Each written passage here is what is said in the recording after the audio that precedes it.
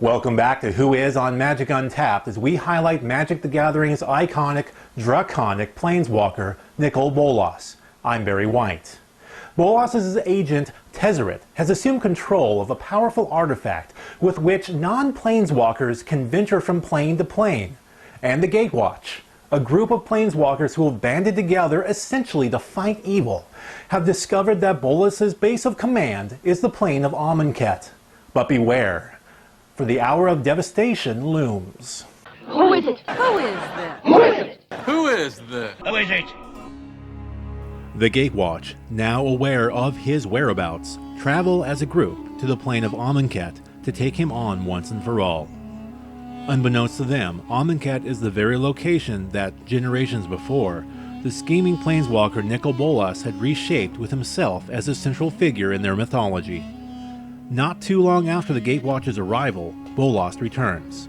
In the time since his previous departure from the land, the plane had nearly brought itself to ruin, with myriad people dead. Having only been found worthy and given an unnatural, eternal unlife as members of Bolas' eternal army.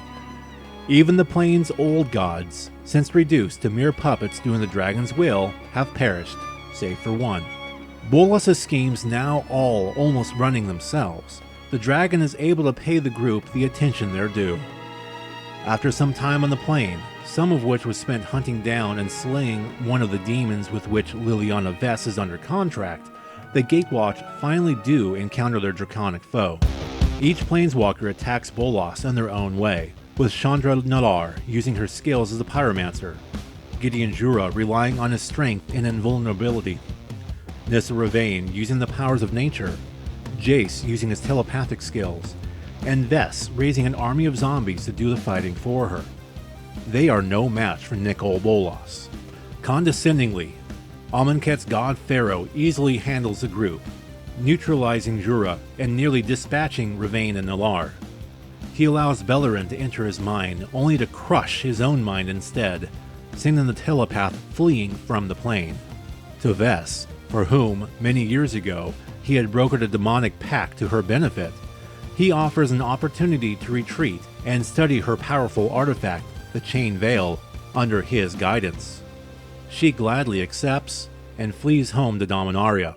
While on Dominaria, Vess, with the help of a very understanding Jura, destroys the final of the 4 demons holding her contract. Her friends then depart from the plane, and Vess tries to follow, only to discover that she cannot.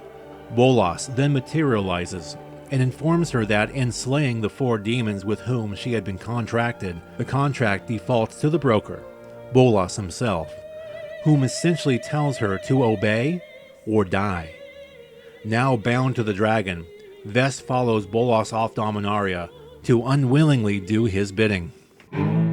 As for Beleren, when he planeswalked away from the battle against Bolas in Amonkhet, he arrived, dazed and confused, on the plane of Ixalan. There, the telepath is greeted by Vraska, a Gorgon planeswalker from Ravnica.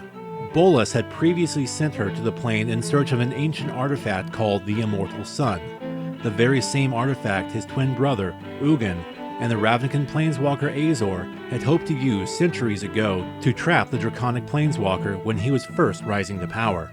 The artifact has no effect on planeswalkers who enter the plane on which it resides, but it prohibits them from ever planeswalking away, thus trapping them forever on the plane. She eventually locates it and alerts Tezzeret, who arrives and uses his stolen planar bridge to spirit the device away.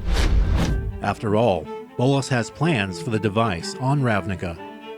So now we have Nicol Bolas with a team of planeswalker allies, an army of the eternal undead, a planar bridge to allow for travel between the planes, and an artifact designed to trap planeswalkers?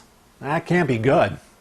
Join us next time on Who Is on Magic Untapped as we see how this all goes down in what's known as the War of the Spark. I'm Barry White. Thanks for watching.